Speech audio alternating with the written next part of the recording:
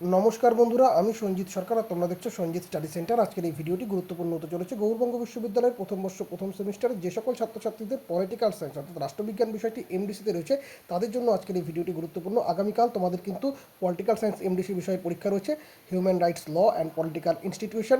তো এর উপর ভিত্তি করে প্রত্যেকটি মডেল ভিত্তিক যে আমি গুরুত্বপূর্ণ সাজেশন তোমাদের সামনে উপস্থাপন করবো, এই প্রশ্নগুলো পড়ে গেলে তোমরা পরীক্ষার হলে যথেষ্ট কনফিডেন্ট থাকবে এবং পরীক্ষা খুব ভালো দিয়ে আসতে পারবে বলে আমি আশাবাদী। তো বেশি দেরি করবো না, সরাসরি মূল ভিডিওতে প্রবেশ করবো। ভিডিওটি ভালো লেগে থাকলে অবশ্যই লাইক করো, কমেন্ট করে তোমরা তোমাদের মতামত জানিও, বন্ধুদের মধ্যে শেয়ার করো। চ্যানেলে প্রথমে থাকলে অবশ্যই সাবস্ক্রাইব করে পাশে দেওয়া নোটিফিকেশন বেল আইকনটি ক্লিক করে রাখো পরবর্তী আপডেট পাওয়ার জন্য। আর তুমি যদি ফেসবুক বা ইনস্টাগ্রাম প্ল্যাটফর্মে এই ভিডিওটি দেখে থাকো তাহলে অবশ্যই পেজটিকে লাইক করে দিতে। চলো শুরু করা যাক আজকের এই গুরুত্বপূর্ণ ভিডিওটিকে। বন্ধুরা, তোমাদের গৌড়বঙ্গ বিশ্ববিদ্যালয়ের প্রথম বর্ষ প্রথম সেমিস্টার পলিটিক্যাল সায়েন্স এমডিসি বিষয়ের প্রথম মডেল মানবাধিকারের ধারণা ও বিবর্তন থেকে তোমরা যে গুরুত্বপূর্ণ 10 নম্বরের প্রশ্নগুলো রেডি করবে সেটি হচ্ছে প্রথম প্রশ্ন, মানবাধিকারের সংজ্ঞা দাও। মানবাধিকারের ধারণাটি কীভাবে বিবর্তিত হয়েছে তার ইতিহাস আলোচনা করো, অথবা হিসেবে প্রশ্নটা আসতে পারে মানবাধিকারের অর্থ ও প্রকৃতি আলোচনা করো। 2 নম্বর, মানবাধিকারের তাত্ত্বিক ভিত্তি হিসাবে প্রাকৃতিক অধিকার তত্ত্ব এবং আইনি ইতিবাচকবাদ আলোচনা করো, অথবা প্রশ্নটা ঘুরিয়ে আসতে পারে টমাস হবসের প্রাকৃতিক আইনের ধারণাটি ব্যাখ্যা করো। 3 নম্বর, মানবাধিকারের ক্ষেত্রে সার্বজনীনতাবাদ বা বনাম সাংস্কৃতিক আপেক্ষিকতাবাদ বিতর্কটি বিশ্লেষণ করো। ভালো করে তোমাদের কিন্তু এই দুটো যে বাদ রয়েছে এটা কিন্তু ভালো করে পড়তে হবে। 4 নম্বর, 1948 সালের মানবাধিকারের সর্বজনীন ঘোষণাপত্র ইউডিএইচআর এর গুরুত্ব আলোচনা করো। এর সাথে মানবাধিকারের 3টি প্রজন্ম, প্রথম প্রজন্ম, দ্বিতীয় প্রজন্ম, তৃতীয় প্রজন্ম, 3টি প্রজন্মের ধারণাটি কিন্তু ব্যাখ্যা করো। এই 4টি প্রশ্ন খুব ভালো করে পড়তে হবে মডেল 1 থেকে।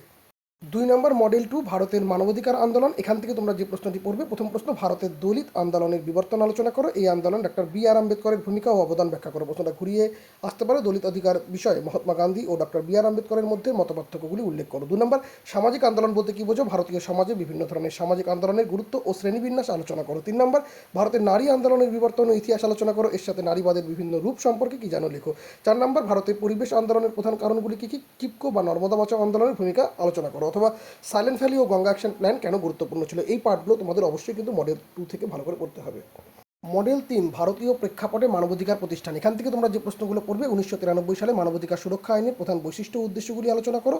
এই আইনটি 1998 সালের সংশোধনীর সংক্ষিপ্ত বিবরণ দাও। 2 নম্বর, ভারতীয় সংবিধানে মানবাধিকারের প্রতিপালন কীভাবে ঘটেছে, মৌলিক অধিকার ও নির্দেশমূলক নীতি সম্পর্কে ব্যাখ্যা করো, অথবা মানবাধিকার রক্ষায় ভারতীয় সংবিধানের 32 নং ধারার গুরুত্ব আলোচনা করো। খুবই গুরুত্বপূর্ণ প্রশ্ন।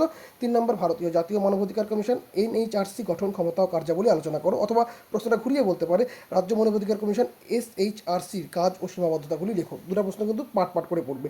4 নম্বর, সন্ত্রাসবাদ দমনে মানবাধিকারের গুরুত্ব আলোচনা করো। ভারতের মানবাধিকার লঙ্ঘনের সাম্প্রতিক কিছু ঘটনা ও তার প্রতিকারে আদালতের ভূমিকা আলোচনা করো। তোমাদের নোট ঠিক থাকলে প্রতিটি মডেল থেকে যে আমি 4টি করে প্রশ্ন দিলাম, এই 4টি প্রশ্ন ভালো করে পড়লে তোমরা কিন্তু কমন পেয়ে যাবে এবং পরীক্ষা যথেষ্ট কনফিডেন্ট থাকবে।